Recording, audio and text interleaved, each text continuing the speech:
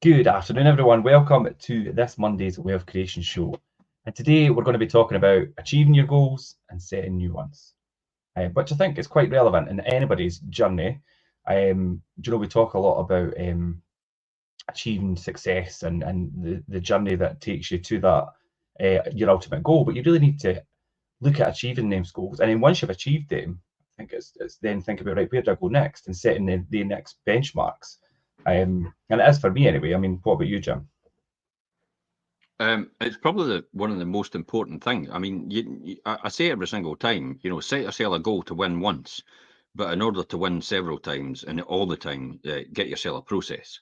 Yeah. And that's fine. But I remember when I first wanted, I mean, let's be honest, I wanted to be a millionaire, before I retired.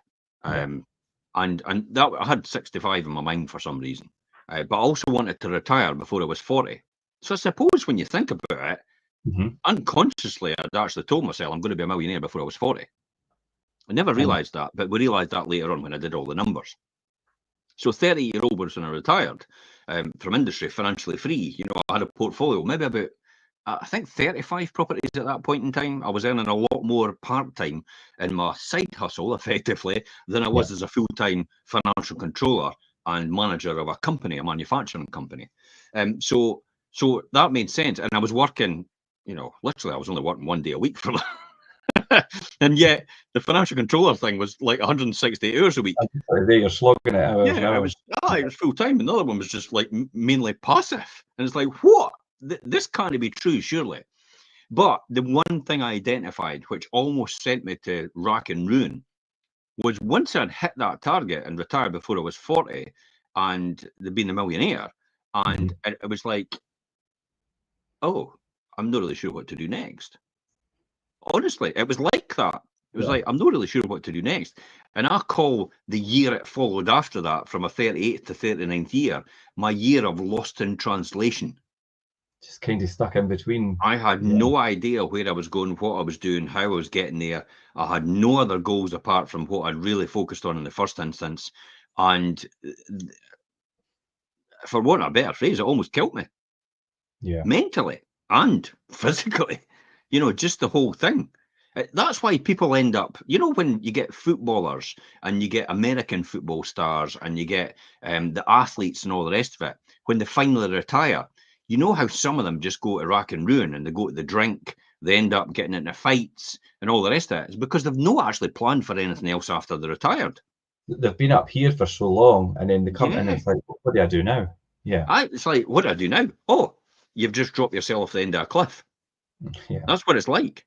You have no idea where you're going next and what you're doing.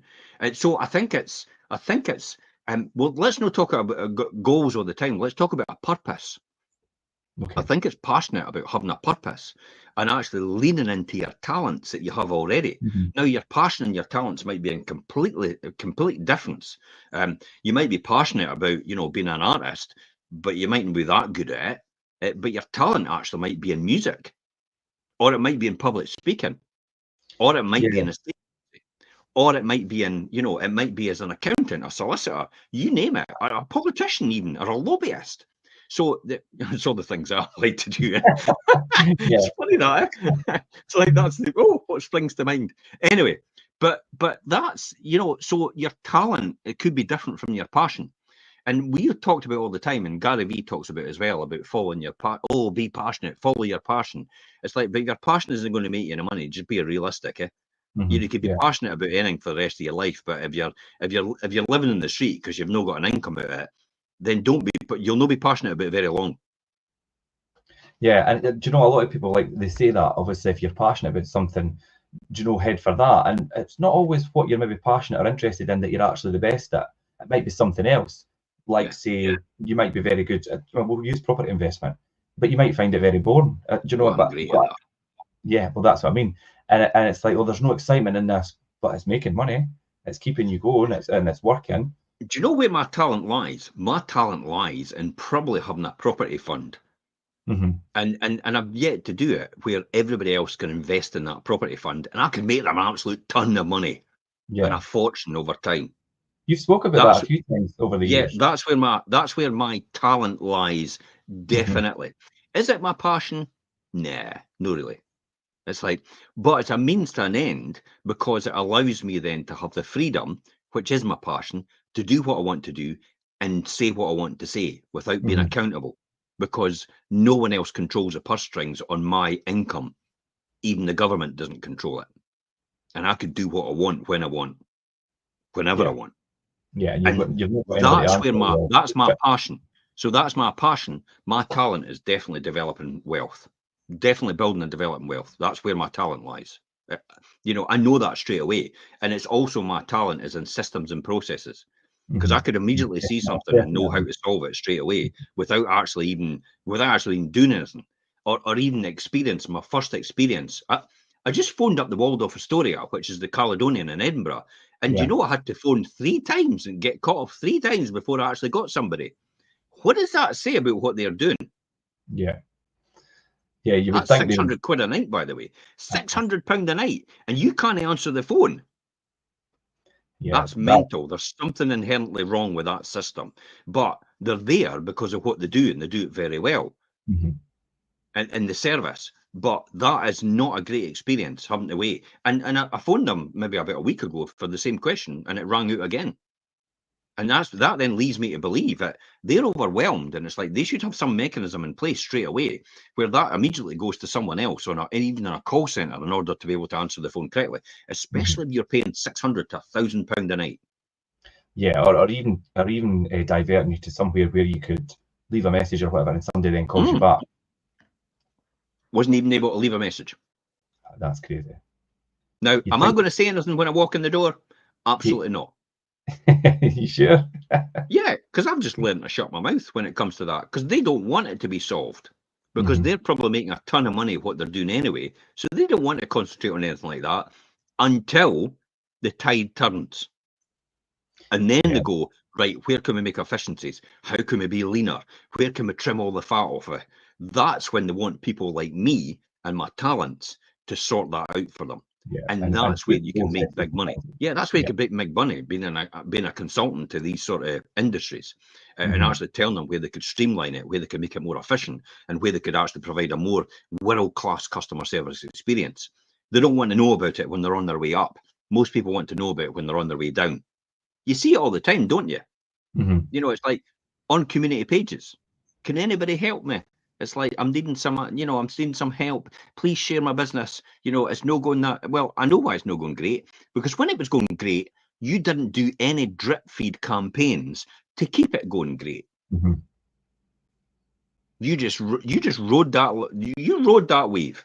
You didn't actually create any more waves to surf and ride that wave later on. And that's why you're on your way down now, and you're going to have to go down before you come back up again, because it's like paddling out for the next wave then. Whereas you do all that groundwork beforehand, you put systems and processes in place, you put a drip feed campaign in place, and you make sure you catch that audience every single time. Even when the leaner times come, you've still got an audience, and you've still got your customer base as well. You don't wipe them out as a result. Yeah, you're absolutely right.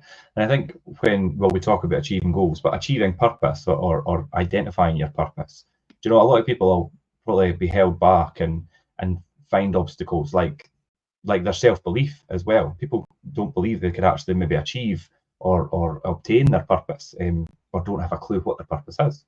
Even myself. That's mainly, I could guarantee anybody out there, I could have you as a millionaire in 10 years' time. Yeah, I quite believe that. From a standing start, I could tell you exactly what to do to be a millionaire in 10 years' time. But I guarantee you the majority of people will not believe that they can do it. Yeah. They'll hear this and they'll think to themselves, that's for someone else. It's no me.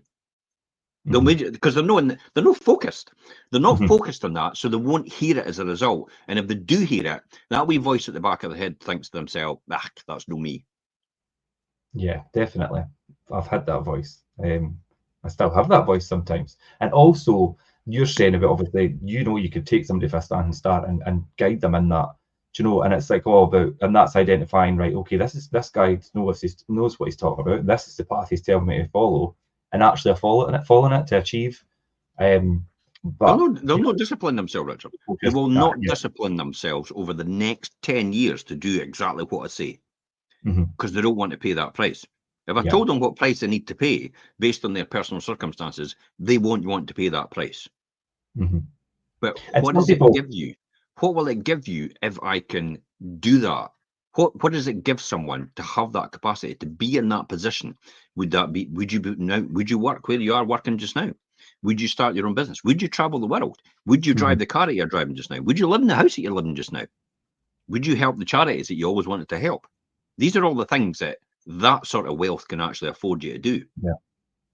And some people don't want to, like you're saying, obviously, when you sit with people, some people don't want to hear. I mean, we have quite frank conversations, and sometimes, sometimes what you say to me, and sometimes it's hard to swallow, but I mean, it's the truth. Yeah, I'm not going to hold back though. No, it's like, I know. If somebody asks my advice and I tell them it, and they say, "Oh well, it's like this and it's like that," it's like, well, why ask my advice in the first place? Yeah, I know. It's like if you don't like the answer I'm going to give you, don't ask me for my advice. Yeah. Because the answer is truthful and it's straight to the point, and that's what you've asked me for, so I've delivered it, and this is what you need to do to get there, or to solve that problem, or to get over that hurdle, or to get to the next steps in your life, or whatever it is you need to do. I'll tell you what you need to do. You have to decide whether you want to pay that price to do it. Yeah, and a good thing that you've quite recently discussed and kind of taught me to think about, and it's one of the things I wanted to talk about today, is connecting your goals or your purpose, as you say, to the why.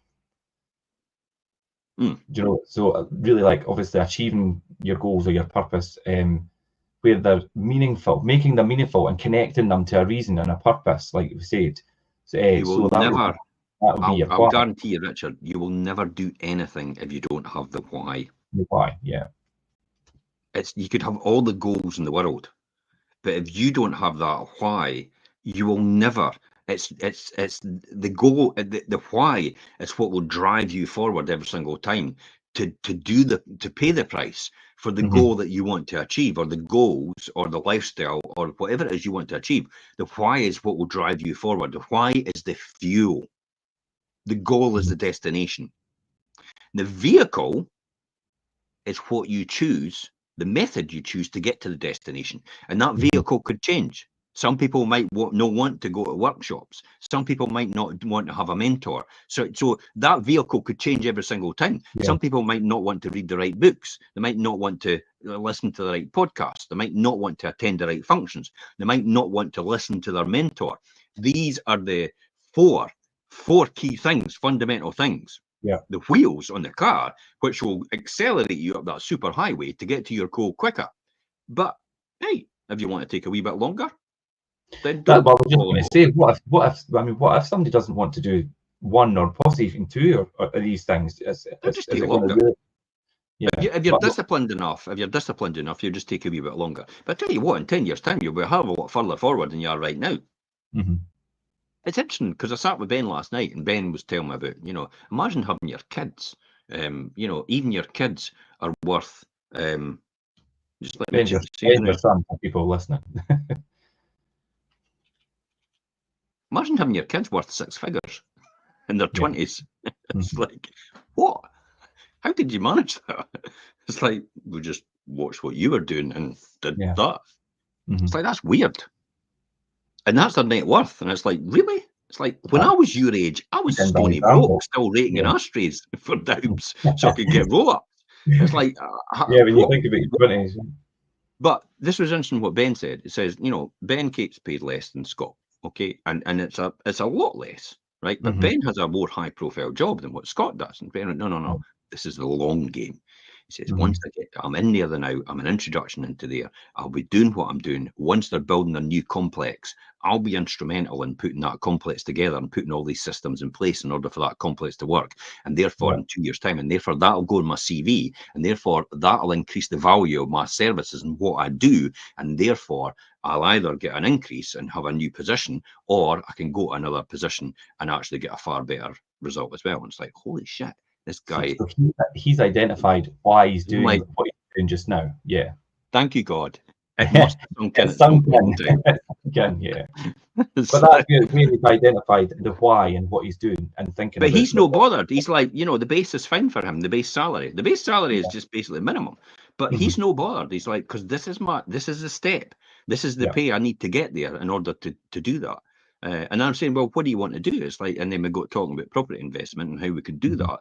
And it's like, wow, okay. Never mind the fact that you'll inherit everything I've got anyway. It's like, so you'll be an instant multi-millionaire overnight, but you will, you'll probably be that person in his own right. And that's the type of mindset you've got to have to inherit that. That's why a lot of children from second, third generation haven't got the right mindset, inherit their family's wealth, and then spend the whole lot, and it's gone within 2 years, and they're left on the street again, more or less. Because they don't. People can spend it, but they don't appreciate it, they don't value it, and they don't understand it. They don't know how to keep it. A lot of people make money, but they don't understand how to keep it and make it work for them. They think just making money is all about just spending money. Yeah, blow it all. And that's the people that earn money. We're talking about the people that create money. Yeah. Wealth. True wealth. And compounding over time. Yeah. Yeah, definitely. And I think, like you said, that was a really good example with Ben. He's clearly identified the why. And I've wrote a few things down here, like obviously he's become the hyper-focused because he's eliminated these distractions because he's got the why and he's got that vision, and it becomes easier to really outline and understand and communicate because he's intentionally focused on that reason. And the reason is where he's going to go through the journey. Well, that's true to a certain extent, but I don't think he's completely hyper-focused about it. But you're right. I mean, the third one you said here is it becomes easier to decide what you should and should not be doing because your priorities are connected to the purpose. That's why the why is so important. Yeah. Because then you start, and here's the classic example. I was sitting with a physio yesterday at the hospital, and they were talking about, I was talking about my body, and I says, look, I've got to last another 60 years in this. I've got 120 as my goal. Yeah. And she says, she was actually quite surprised. And I went, so what are we here now? And I says, how am I going to get this to last? Because of everything that's going on right now. So what am I going to need to do? And she then came out eventually, once we'd had the discussion, went, so you're really looking for marginal gains, aren't you? Absolutely. I'm not looking for one big fix. I'm looking for marginal gains compound over the years in order to allow me to be a lot healthier later in life and a lot fitter later in life in order to live that lot longer as a result. So then when you think about my focus on that is then when I go to have something like, when you've got, when you're faced with something like, oh, I've got a craving for pot noodle. It's like, oh, is that really going to benefit me overall later on? Now, this isn't denial we're talking about. I'm not talking about deny yourself stuff. Sometimes you would do that because denying that car will actually, we proved that in the Wealth Creation Show on me buying a Lamborghini Huracan. My denial of that car at 178,000 for cash actually saved me 2 million over the next 20 years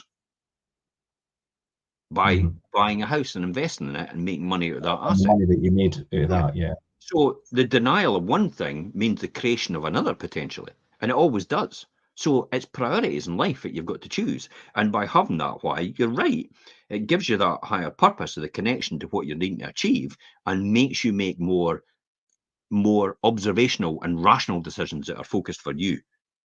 As opposed to just kind of an autopilot doing things that you've done for years and years that are not good for you, whether it's your health, whether it's your personal life, your professional life.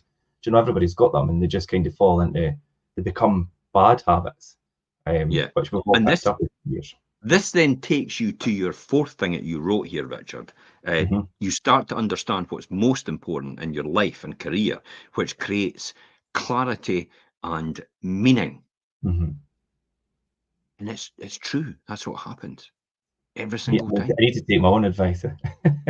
Everything. Hey, listen, you're further on than the person sitting on the couch watching the telly. Yeah, put it that way. You're further on than the person that's sitting in the street, no anything to do. You're further on than the person unemployed. You're further on so you've got your own journey to take, and the price you have to pay for you personally will be a completely different price than everybody else. Some people have an easy life. Some people have it easy. That's fine. Good on them. But comparison is the joy of is the thief of joy. Mm-hmm. So be careful you don't look at someone else, which is started off at the same time as you, or is in a similar situation as you, and all of a sudden they appear more successful than you. Do you know, personally, I should really I should really be able to take that on board, but I don't as much, because in professional life, and you taught me this way back in the beginning, and agents are so bad for doing this, comparing themselves to each other. And Yeah. you say, don't compare yourself to another agent. Don't think, just concentrate on what you're doing and do the best that you be the best that you are. And that's what I've tried to do and I've done for years. And I never look at other agents and think, oh, they're doing better than me, or I should be like them, because I'm completely different, or we're completely different as agents anyway. And You have to be you. You have to do you. And if you don't do you, you're disingenuous to yourself. You're being dishonest to yourself. You're not actually creating any traction for yourself. All you're doing is mimicking someone else as a result of what you're doing. That's really what it's down to. So by doing that, you're not being honest to yourself. You're not aligning with your true values. Remember, Tony Robbins talked about this, about being in alignment and congruence with your true values and your true beliefs. And once you act and follow and do, see the old phrase, I can't hear what you say because what you do shouts more loudly. Mm-hmm. It's so appropriate when we're talking about this, is when you do something that's out of line with your beliefs. For example, if you know, let's take an extreme example. If you're a thief, for example, okay, and that's what you do and that's your profession, if you start to be honest, you're going to get a bit jittery, because it's no. Or if you're very, very honest and above board, and it's like you've got a real high standard, and then somebody asks you to do something like that and compromise your principles, you're just no right within. It's too much You feel that. Yeah. You then start to have lack of sleep. You have stress. You probably get depressed. You start eating incorrectly. You start drinking as well as a result of that. You even start smoking. How many times have you heard it when people get a stressful situation, they reach for cigarettes or something straight away, and yet they've probably no smoked for years? I've seen it at people's funerals. It's like, oh my God, I need a cigarette. And it's like, you've never smoked in your life. Oh, I just want to try one. It's like one of the worst things that could be for your health. Yeah. I know, especially if the person's just died of that. Yeah. The irony, it's these sort of things. If your body and your beliefs go out of alignment with what you're doing, then you're in for a life of turmoil. And that's what you have to understand. You have to get back in alignment with who you are and what you do, or you have to pre-program your mind to be the person you really want to be. The admiration for the person that you want to be in 10 years' time, and the journey to get to that person has to start today. You have to start acting like the person you are going to be in 10 years' time for that to all fall into place in order to get there in 10 years' time. Or you'll never get there, because you're not acting like that. Because it's impossible. Imagine just not doing it and not doing it. Imagine a diamond. Right? A diamond is effectively, carbon under pressure, high pressure. Yeah. But could you imagine if it was never under pressure, the diamond? Do you think it'd be a diamond in 100 years' time? No. No. Because there's no pressure. Carbon dust, yeah. Yeah, there's no pressure. So pressure creates diamonds. You want to be a diamond, you're going to have to put yourself under pressure a couple of times. Quite often, actually. Quite a lot, yeah. But because you've got a why and because you've got a purpose, you will work towards that every single time. Nothing will stop you. I actually said it again to my physio yesterday. It says, so what do you think, what's the sort of lifestyle? I did a wee lifestyle questionnaire, and says, well, I've got a real habit of pushing myself to the limits. And even say when I'm pushing myself to the limits, when I get to my limit, I then keep pushing myself even further. And even when I get to pushing myself even further, I even push myself even further. Yeah, further you could go, yeah. Yeah, and I says that to the point where it's almost destruction. But I just managed to stop just below that and fall in a heap on the ground. Before, yeah, but I says that's one thing I identified myself about, my lifestyle and what I do things. But I've got now a really good habit, which I've developed, Stephen Covey's 7 Habits of Wealth and Happiness, is I've got a real habit of actually being able to identify my triggers. Like I'm pushing myself. A real good trigger for me, Richard, if there's something wrong, you know how you get that, everybody's, I get that tingly sensation in my hands. Yeah. I get it on my skin. I get it on my skin. I know I just know when I get that tingly sensation in my skin. I was like, whoa! And it's not very often it happens, but in certain situations it did happen, and it's like, wow, I had never realised that was the case. But you're pushing yourself too far. Yeah. So I began to know my triggers. And then when you know your trigger, you're able to just come under that threshold. You're able to push yourself above the threshold when you need it, and then come back under the threshold and just make sure you work consistently on that level every single time. Yeah, yeah. I mean, being able to identify those kind of triggers for when you're in that kind of mindset, and to save your own sanity and want for a better word, and obviously your own health, it could be really useful to have that. But it's not always easy to identify that. I mean, it's obviously took you a lot of years to get there, Jim. But that's what you know. Again, we'll refer to what you've just said. To figure out the why and behind the goal, and use the simple statement: I want to. Yeah, you want so that I can. So I class it as I want to. I want to be financially free so that I can make my own decisions and plan my own future. I mean, that's just a big one. But you could do small ones. I want to, I want to go on holiday in July the 15th or whatever it was, 2025, so that I can relax on a beach and drink pina colada. Everybody's got something that they want to do. See about the difference between the want and need. When you change a want to a need, nothing's going to stop you. Nothing will stop you. Yeah. When you change a want to a need, nothing will stop you, because it's now a need. It's a definite. You have to have this regardless of all the odds. That will work towards that, and it's your why that will drive you for that. I want to read more books so I can increase my knowledge. There's a classic example of what you put down. To be able to talk to others about various topics, and the why is increasing the knowledge, and not simply just reading more for the sake of reading it. Yeah, because anybody can say, I want to read more books, but why do you want to read more books? Do you know? Yeah, I get. So often I say to people, it's like, what books do you read? And they go, oh, well, I'm reading this real crime thriller just now. And I'm like, all right, okay. Are you going to be a criminologist at any point in time? Are you going to be a mass murderer at any point in time? Because it's like, it's about solving what's happened in a certain situation. Or I'm watching this program about people and how they do that, and it's like, so for what purpose? Enjoyment, or is it are you trying to program your mind for a different thing, or what is it you're trying to do? And you get these odd answers that come back, and it's like, I'm just reading this and reading that, and it's nothing to do with what they're trying to achieve. I'm thinking, why are you doing that then? Why are you wasting your time? Because if oh no, but I'm really enjoying it. It's like, that's fine. Enjoy what you want. You could read all the books like that you want later on, once you've actually got to financial freedom. Yeah, and just having a lot more enjoyment and just reading things for the sake of reading them. But let's start getting temporarily ambitious to be permanently lazy. Yeah. I'm good at that. Yeah, I think that when you talk about books, I think that about some autobiographies and things about some pop stars and all the rest of it. Sometimes I think, well, okay, but why are we reading them? Why? I tell you why. You could learn something for some high-profile people. There's things you could learn, of course. John Lydon. I knew I was going to be meeting John Lydon a year from last year. So I had a chat with John Lydon recently, of the Sex Pistols. So I knew I was going to be meeting him. So what I did was I got his book, Anger is an Enemy, is a strength. Anger is a strength.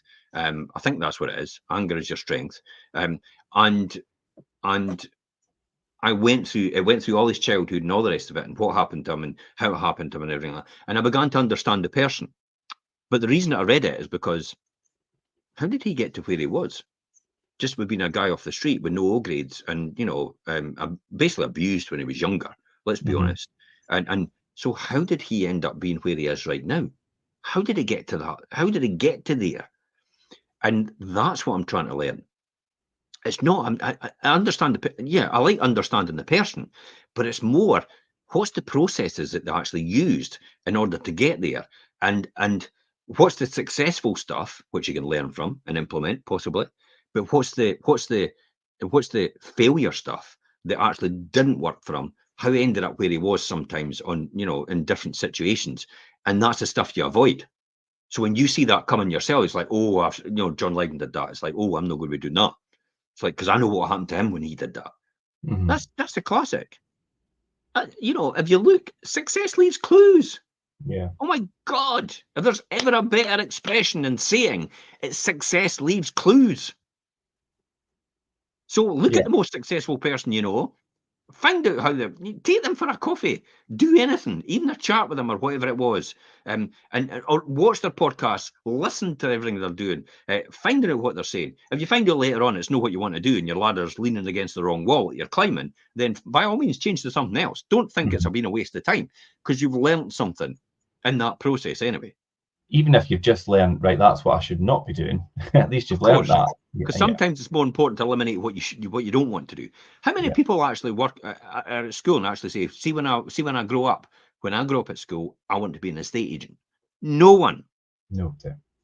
Because nobody knows what that is when you're at primary and school. They have no idea what an estate agent is. It's usually typically when I grew up, I want to be a doctor, I want to be a policeman, I want to be a train driver, I want to be an accountant, you know, I want to be a solicitor. It's all these things that are day-to-day life, which you see all the time. I want to be a YouTuber, I want to be an MMA fighter. It's all the things people see in their day-to-day life. So they know what that is and the fame that comes with it, and that's what attracts them towards it. But all the successful things outside of that, people are really successful in, they have no idea what that is. And so they don't know what they don't know. So that's often why they say it. But if you're the top estate agent in the country, you're on 7 figures. Yeah, definitely. I would say, anyway. Yeah. And then just, I know, you're absolutely right. And I think getting back to just to finish up on the why, because obviously it is a really important part, and you used the example, obviously, talking about books, and it's like that with business as well. Like if somebody wants to build a profitable business so that then they could retire and spend time doing things that they love, or maybe with people that they love, then the why is having that time and resources to do the things that you love, or spend time with the people you love. It's not actually earning the money. And that kind of relates to what your journey and what your ultimate goal was, Jim, is to build this empire, we'll call it that, to leave for your children and be able to enjoy things later in life and do things that you love and give back and things. Yeah. Do you know that was the... So let's come back to that why.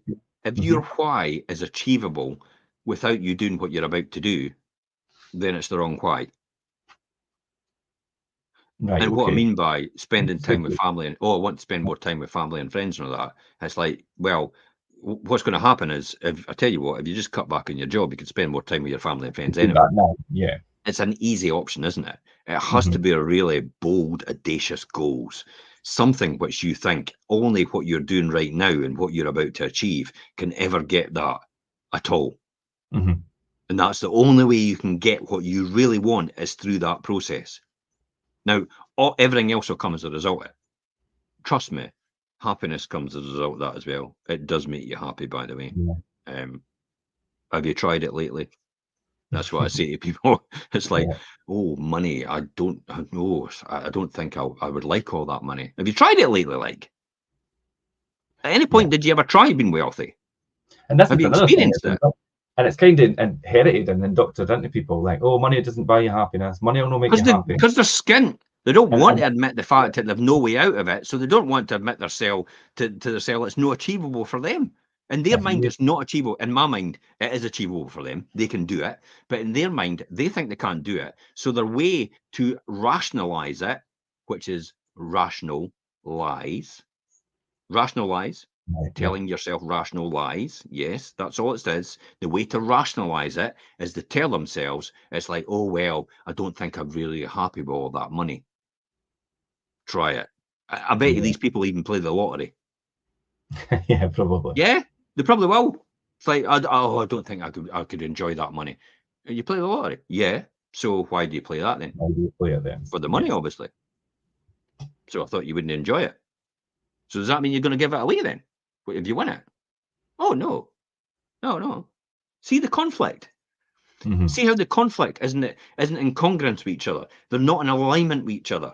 They're not like this. They're like that. It's like jarring to them, and it frustrates them, and that manifests itself as well because it comes out in envy and anger towards other people and resentment. Yeah, I was just going to say, keyboard warriors. Yeah, there's a lot of them about. Yeah. Aye, my life's so shitty, I'm going to take it out on someone else. Who could I pick on the day? Yeah, you see it a lot. But yeah, no, definitely, Jim. So back to your thing you spoke about when you went to see the physio and then these marginal gains and things as well. The next thing I was going to talk about was starting small and starting now. Do you know, taking action, and it doesn't have to be some big miraculous life-changing thing that all happens at once. Do you know, it's these small incremental changes, and the chances are that people who are working on new goals or trying to find their purpose and things, do you know, it takes a lot of energy and focus and things to try and to get on that track and try and accomplish them, especially if it's outside. Do you know, your, like you were saying about your buy to let, initially was outside your 9 to 5 job. Do you know, and you were just spending you were this small amount of time and often and not very often to build that. Whereas you had different goals in your 9 to 5 work. I mean, you were doing 160 odd hours a week, and you were only doing 1 day a week on your buy to let. But the other one was more successful because you just kept chipping away and adding to it and doing little things at a time to build it. I worked on a way to make it more efficient and run without me and become passive. That's your process. Yeah, processes. See, processes. Work isn't a process. It's you trade time for money.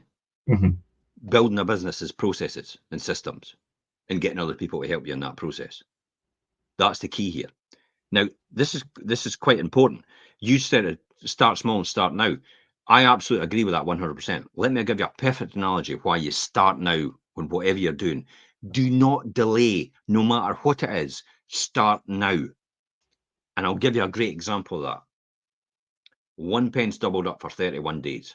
Yeah. We all know it comes to about 11 million. 11 million something, yeah. I'll say that again for the people that don't know that. Take a calculator out and every day double up 1 pence for 31 days. So 1 pence to 2 pence to 4 pence to 8 pence to 16 to 32 to 64 to 128, 256, 512, and keep doing that every single time. By the time you get to day 31, when you double up 31 times, you're at 11 million almost. Yeah, I think it's just over 11 million. But did you know the first day of delaying will cost you 5.5 million? The first day of delaying will cost you 5.5 million because the difference between the 30th day and the 31st day is the double, the 5.5 times 2. So if you delay by the first day, which was the 1 pence times 1 pence, it actually delays you by that extra day of making that 5.5 million at the end of it. That's why you start as quick as possible now. That's a good analogy of the cost of procrastination. It's the opportunity cost, or the opportunity loss. It's what you've lost by delaying. A classic example of that is pensions. Oh, I'll get my pension later on. Tell that to all the people that are just starting their pension now at 45 and 50-year-old, realizing they're up the shit creek. Because they realise now they've no put enough money aside to actually survive and have a decent lifestyle later on. Because somebody's appeared when it's important to them now and said, well, in order to have an average lifestyle, you're going to have to at least earn £35,000 a year when you retire. And they're going, how much do you need for that then? Oh, you'll need at least half a million to £1 million in your pension. How much you got there now? Oh, 20,000? Yeah. Oh, right. Okay. So how are you going to put away between now and then? 500,000 even. So you've got 48,000 in the next 20 years, 480,000 to put away in the next 20 years. So that means you've got to pay away £24,000 a year. £2,000 a month. That's something. £2,000 a month just to get there on somebody's salary. Sorry, what's your salary? Oh, it's £2,000 a month. So you've got no chance now. That's why it's important to compound it and compound the wealth as a result by starting early. That's why the boys have got huge pensions and they're only in their 20s. Yeah, because they've got double what everybody else retires on average right now, and they're only on the 20s. Yeah. And that's because I saw the foresight of starting it when they were born. Yeah, pensions for birth. Yeah, that's where you do it. It's like, but what if they didn't make it that long? Great, somebody's going to get a great payday if they don't. Yeah, it's going to be a spouse. It's going to be their kids later on. It's maybe going to be their family because maybe they don't make it even past 20 or 30. God forbid. Yeah, I know. But somebody's going to get that, and it's going to help someone else. But it's probably money. You're creating that money with other people creating it for you just by investing your wealth and putting it aside. Do you know when we started Ben and Scott's ISAs? They're Help to Buy ISAs. They've now matured. They're now 5 years, that is. And I'm like, really? 5 years has passed at 200 quid a month. Yep. How much you got? 12 grand. How much did they top it up to? Oh, 15. So putting 2 grand, 200 pound away a month has made them £15,000. And they're actually getting interest on it as well at 4%. Yeah, I don't know that. Yeah, that's mental, eh? Just a small amount of what they were doing. And a lot of people aren't actually aware, or just they've not got the knowledge. And like you say, you don't know what you don't know. Sometimes it's too late. I think the key word here is, Richard, they've not got the discipline. Yeah, to learn. They've not got the discipline to do it. Yeah. They see all their pals on their glorious holidays when they're younger, because their pals are living with their mum and dad while they've got a house maybe now, and their pals are going on holiday. They're having great times. Do you know? Think I saw it all. I saw all my friends. You know, they were all having fantastic holidays, Ibiza and all the rest of it. Right, okay, but I'm on Necker Island now. You'll never get there. Which is a completely different level. Yeah, yeah. Oh, I didn't think there is a ceiling for that. I think that's the ultimate. Yeah. But that's the key here. You know, that's. I mean, it's where all the superstars and film stars go, and all the huge top businessmen and businesswomen go. It's where all the people are that are probably quite important. Yeah. Barack Obama, Costner. You know, all these different people, all the film stars and everything go there. That's a different level. I think famously Mariah Carey used to go and everything. Yeah, Princess Diana, and William and Wilson, the other boy, the spare. Harry. That's his name. Hey, see, he's booked. I genuinely couldn't remember who he was. Well, at least you remember. I just remember his book called The Spare, I think it was. Yeah. It was Spare, yeah. But do you see the sacrifice I made in the beginning to have that lifestyle later on? And I could literally have that lifestyle every single year from now on, and it won't bat an eyelid to my wealth because of the started early. Yeah. 30 to 31 days. That's all the difference. Yeah, and it's a great example of that you're far more likely to be successful and succeed if you start now by making those small behavioural changes and just putting things into action and getting on the right path, as opposed to trying to jump in all at once and things be just run smoothly and all happen, all rolled into one, and trying to accelerate things too quickly. The process and the marginal gains and taking action now is the key, I think. I know it is, and you've just demonstrated that. Breaking down your goals is quite important. You've written it here about the small start and start now. Definitely, we've discussed that. Yeah. But breaking down your goals is probably one of the most important things you can do. You're never going to read 50 books a year. You've written this year. You're never going to read them 50 books a year if you've never read a book in your life. Yeah. You're going to have to get used to doing it. So, and what I'm doing is genuinely, I'm just reading the 3 pages a day. And I'll say it. I read them when I'm at the toilet. I knew you were going to say that. It's unproductive time. Yeah. It's like what I've done is I'm certainly not going to go on my phone and sit and troll on TikTok and all the rest of it, because that's just a waste of my life doing that. And I get caught up in that sometimes, but I purposely have a library sitting right next to in the toilet. I've got a library in the WC. I've got a library that sits there, and the books are all there for me to read. All the ones I want to read recently, the one I'm reading right there and then, but a couple of the ones I think I'm going to get round to them eventually. And I deliberately, purposely leave them there because that is unproductive time. When I'm in the bath, I've got a television on the wall so I can sit and listen to Diary of a CEO and watch it at the same time as I'm in the bath. It's all unproductive time. This is how people say, I've not got time to do that. It's like, yes, you do have time. You just have to work out the tools to do it and how to do it. Yeah. What I've done, and it's for the book I was reading, the Atomic Habits things, it's habit stacking, and that's what you're saying, obviously, reading while you're at the toilet. But I've stacked it with when I stop for something to eat. It doesn't have to be at a specific time. Read a couple of pages in my book to go with it. So that's what I do. Yeah. I've started back on the TheraBand again, and the it's called the booty belt or something like that. You know, you tie it around your legs and you do all your exercises to strengthen your muscles and your core. And I've started back on that again because I don't know how on earth I fell off it and I stopped doing it. But for some reason I did. I think maybe something happened. I had went on several holidays and I maybe didn't discipline myself to keep doing it. Or I maybe had another injury. It stopped me from doing it. And then I've stopped. So I've started starting it again. Yeah. So I've started building it into my day again and into my routine again. And it's working very well. But I'm certainly not going to break that habit now because I thought the other day I was thinking, God, I could just no bother for today. And I was like, no, I'm only on day 15. I need to do 28 days or it'll no develop as a neural pathway and a habit in my brain. And then I'll probably end up, you know, it's like the whole thing about, for example, people that give up smoking. It's like, I'll just have one and see how I get on. We're talking to Elaine's brother the other day. And he says, I thought you'd given up smoking. It's like, I did, but I just said when I was out having a drink, I thought I could just have one. And I went, and then he says, and then it's led to this. And he says, I'm just that type of person that I shouldn't really do it at all. I went, I know the feeling. That's why. And people say, just one drink. It's like, no, never, ever, ever will I let alcohol touch my lips ever again. Because it could trigger. Richard, I've got an addictive personality, and I'm well aware of that.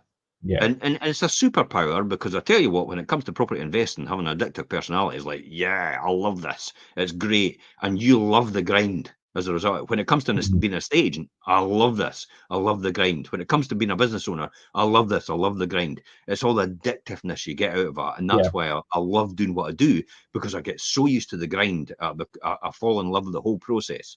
And that's that's a superpower, definitely. But the flip side of that is when you get on the other side about alcohol, cigarettes, all the rest that comes with it. Long nights, nightclubs, nights out, weekends away, on the run all the time, like days and days of, just hedonism. And not that I've ever done that, but I'm just saying, you can easily get addicted to things like that. And then because that's your type of personality profile, and therefore it's like, I know what comes next, and I'm not going there at all, ever again. I'm not going back there. I'll never go back there. So the pain for me is always a reminder of the pleasure I'm after. And it's like, no, this is the pain that's going to come eventually. Oh, geez, that's too high a price to pay for me. Yeah. So your pain can be a driver as well. You're either pushed by your circumstances or pulled by your dream, but you can't be both. Yeah, definitely. And then I think when we talk about breaking down goals and things as well, a lot of people think about the bigger picture straight away and think, I'm totally overwhelmed. I'll never be able to do that. Instead of breaking it down. They go through it in their mind. Yeah. They go through it in their mind about this big audacious goal. And it's like, oh my God, am I ever going to get that? Why do you think it's like when everybody gets to New Year and they go, here's my New Year's resolution. How many people have actually still got the New Year's resolutions? Me. Good. I'm still there, still going strong. As a result, I'm still there. Falling off the wagon a couple of times, but I'm still there. Yeah. I'm still focused on it. I'm still got it in the back of my mind. I'm still working towards it.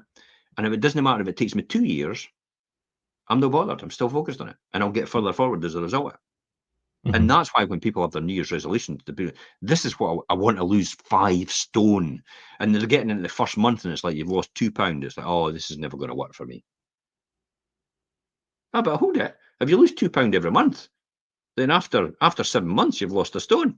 Yeah. And then after 14 months, you've lost 2 stone. After 21 months, you've lost 3 stone. And if you could just keep consistently doing that, then you make it sound so easy, Jim. It's like, yeah, it is. It is. You don't need to deny yourself anything. You just need to be healthier at eating your habits and keep away from certain foods, especially sugar. Sugar has no nutritional value, by the way. It does nothing for you at all. It's a very addictive thing as well. So it has no nutritional value for it at all. The actual World Health Organization says the most tolerant amount of sugar you should take every single day, refined sugar, is less than 8 spoonfuls. And there's 9 in a can of Coke. Yeah, the juice and things is just ridiculous. And then somebody walks about going, how am I so obese? Do you know, I was reading the other day and it was drinking 5 cans of Coke a day. Hammond. Do you know who Alison Hammond is? Yeah. So she's lost a hell of a weight And do you know how she's done it? I mean, obviously she's got a trainer. Surely just stop drinking Coca-Cola and eating sugary sweets and snacks. She's cut out sugar, refined sugar. That's what's helped her do it. And if you look at where she was, and her driver was that they told her in her health, look, you're not going to make it. And obviously she thought, I'm thinking about her son. She's like, I'm not going to be here. Look at Remy. Look at Remy. It's Rebel. It's Rebel. Rebel Wilson. Rebel Wilson. Look at Rebel Wilson. The doctor basically says to her, "You're never going to be able to have kids." Yeah, you're going to. Sorry? What do you mean I'll never be able to have kids? It says, you never have kids the way you are right now. Mm-hmm. Holy shit. That's it. There's the why. Yeah. Straight away. Dropped everything like a stone. Mm-hmm. Everything dropped off. Mega thin. Everybody's going, how'd you do that? You must be cheating. Nope. It's just needed that was the driver. You'll yeah. never ever have kids. You'll never be able to conceive. And then that made the difference for her. So that's what drives you forward. As I said, I've said it a long time before. The reason that I'll pay a price, and I'll pay a hefty price for what I do right now, and I have done over all these years, was for my kids. Yeah. Yeah, and I think if you've got family and children and things, then there is nothing more powerful as a driver, I think. It has to be one of the most powerful things. I made that promise to Tony. The day she was born, I just held her and says, I will make sure you'll never want for anything in your life, ever. You'll never need to worry about anything. Now, there are other things, obviously, in her life that she'll have to worry about herself. That's personally, but I want to make sure I want to give her that thing. And I did it with Ben, and I did it with Scott as well. And it's like, that is the promise I made to them as soon as they were born on that very day. And I'm going to do that come hell or high water. Yeah. I've known loads of people. It was in network marketing before. I mean, John and Ann Beasley, they actually did it because their son was disabled. And they thought to themselves, it's like, who's going to look our son's going to be left with no income at all. We need to develop something for him. So when they saw not network marketing and the passive income that can come from it, and how that could be passed on to the next generation and their children, especially the fact that he's an invalid and he can't look after himself because of his situation, that just inspired them straight away to become that successful person. Without that, they would never have done it. See how the why made the difference. Yeah. Now, people out there, if you're listening to that, you're thinking, oh God, in order to do that, I've got to put myself through some crisis. It's like, no, you just need to give yourself wee manageable goals every single time to work towards that as a result of it. And we've discussed that. But the most important thing is what you talked about in the final conclusion, or nearer in the final, what was it, the penultimate, the one before the final, is remove the obstacles before you actually begin. This is a classic example about being property investing, about removing obstacles, isn't it? It's like when somebody mentions something to me, immediately I go, what's the rent for that? What's the financing on that? How much is it going to cost me for this? What's the refurb I need to do for that? How's and I've got all these answers before I even start that journey, and I can get them all because I know exactly where to get them. This is like having a degree, a master's degree, or a philosopher's degree, way beyond everybody else, a guru in terms of property investment, because I see what I need to do next. It's understanding where you need to go and how you need to get there in order to hit all these right things straight away, in order to make that decision based on almost a cast iron guarantee that this will work and it will be successful as a result of it. That's what property investing is for me. It's a blueprint. It's a financial freedom blueprint, and it works every single time. It cannot fail. Yeah. What would you do if you couldn't fail? Succeed. You could do anything. Yeah. If you could never fail at something, would you be doing what you're doing right now? Or would you be just going out and doing that? You'd be phoning people up going, this is what I've got, opportunity for you, all the rest of it. And they're going, nah, it's like, aye, okay then, see you later, bye. Yeah. Like, it's not going to change my life. I'm still going to sit on a beach. You're going to still be working, but I'm going to be sitting on the beach for the rest of my life. It'd be nice if you'd come and sit with me, because I'll help you build wealth as well. And we could all sit on the beach together, and we could all be wealthy together, because your success won't rely on my success and vice versa. So you've got a choice to do that or not do it. It's entirely up to you, but it won't affect me at all. Yeah, and it gives you that completely different approach and attitude towards, because you know that what you're doing and what you've done works and is successful. So if people don't want to listen to you, then it doesn't really matter. So as Tony Robbins says, the first thing you should do is get a bit of paper and write down the obstacles that are stopping you from doing anything. Write them down. Write down every single thing that's stopping you. It's my partner. Write it down. If your partner's a neggy, in other words, they're negative all the time about what you do and they're always criticising you, everything like that, write it down. Yeah. If your friends and family are negative and they're like that as well, write it down. Write it all down. Write down all the things that are stopping you, all the things that are in your road and all the rest of it, and then start eliminating them. Start looking at the healthier things you've got to do, the specifically ones that are going to do permanent life shifts for you. Reading every day, working out, healthy eating, a requirement for internal and intentional adjustments. All these different things that come as a natural byproduct of what you're doing and what you're writing down. You then become solution orientated, and you work out how to solve it overall. Do you know, if you take the time and write all these down, you might actually be surprised about when you read them in black and white in a list or whatever. You might actually be surprised what they actually are. Just be honest with yourself. If your partner's a bampot and it's like, why the hell are you with them? If they're not going to change, if they've suddenly changed, it's like, find out why they've changed, see if you can help them solve their issue, because it's their issue and not yours. It's not a byproduct of what you're doing. It's a byproduct that you this is maybe not the right person for you.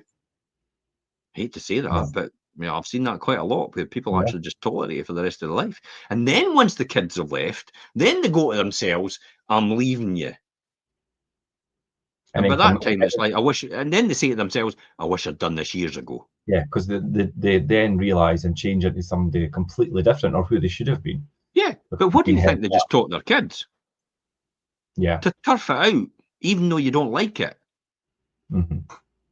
for the sake of the kids, who are probably more aggravated and more stressed as a result because their mother and father's like that, or whoever it is they're with.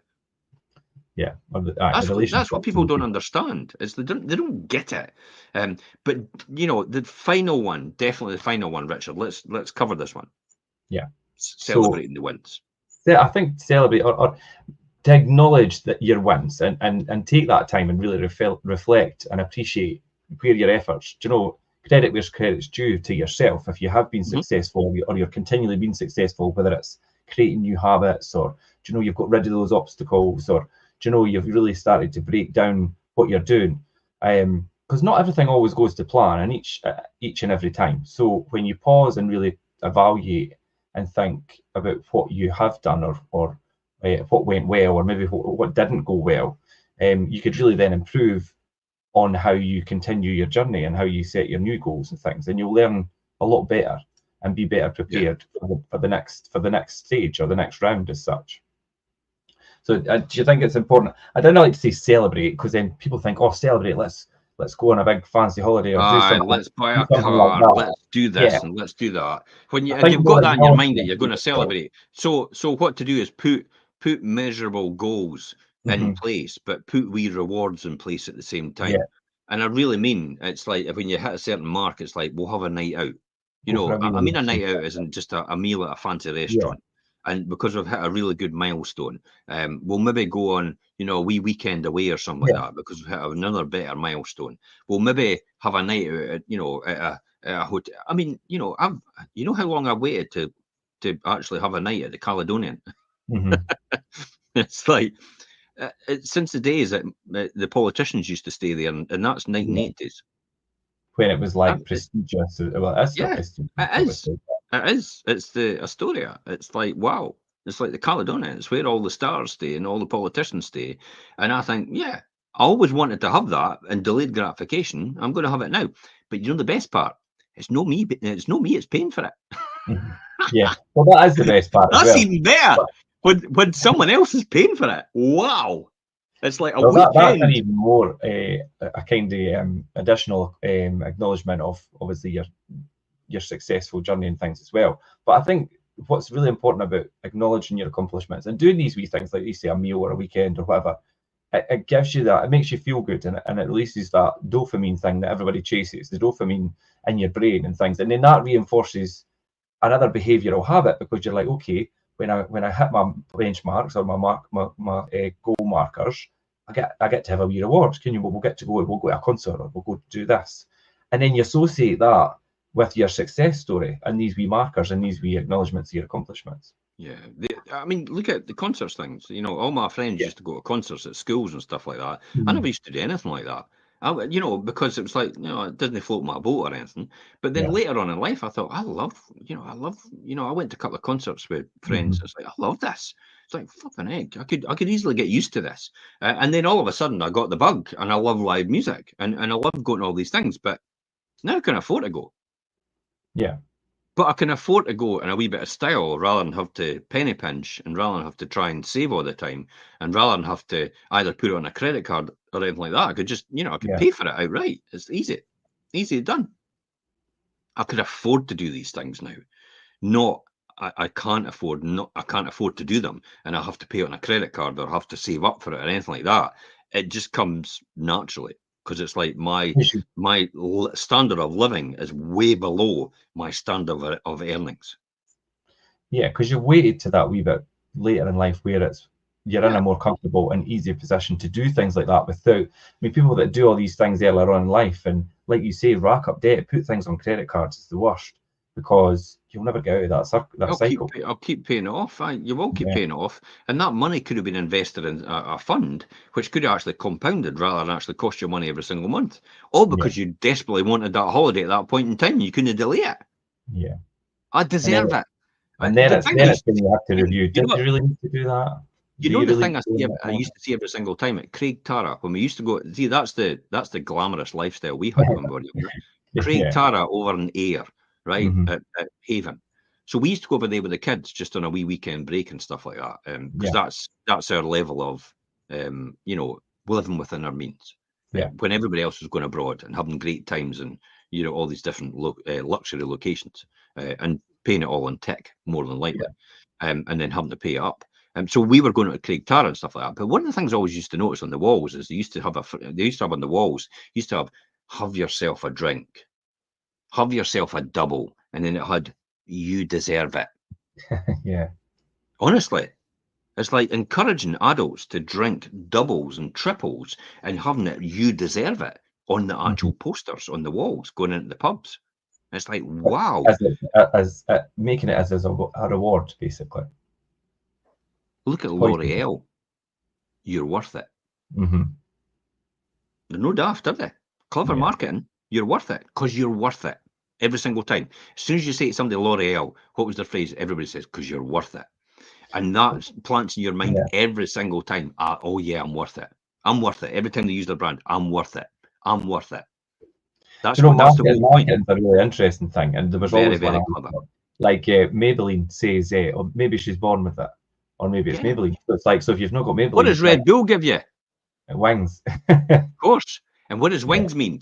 When you relate to what Red Bull sponsors, you're on the top of your game. Yeah. You've got wings. You've got wings. That's You've got what Red freedom, you've got Bull's done freedom. very, Yeah. very successfully from a product that's absolute shite. Yeah, it's so bad for you. I don't drink Red Bull. It's got, I mean, I've never tasted it, but it's got a taste like bull's piss. That's quite a unique taste. If I was going to describe it. Well, I mean, people it's used to not say something I would certain pick things up about on. what was in it, but we'll not go there. Yeah.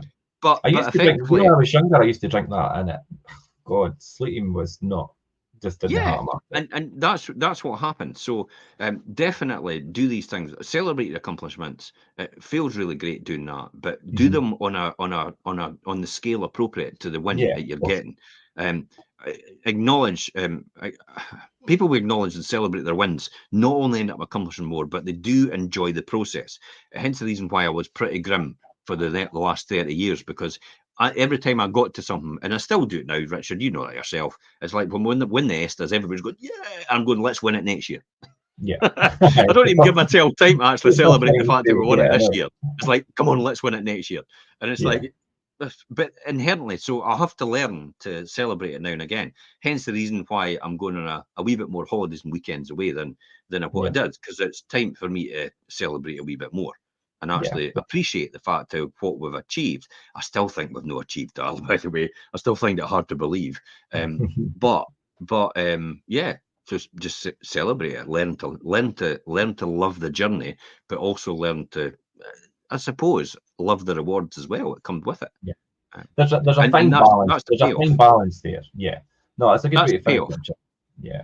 it's a fine way to finish up, and I think to realise that fine balance and have that will ultimately make you more successful in whatever you set out to do. So, yeah, brilliant, Jim. That was obviously a good talk on achieving goals, setting new ones, and a lot more information as we spoke through there with some good examples. So we'll leave it there today. We will be back next Monday, 12:30 as usual.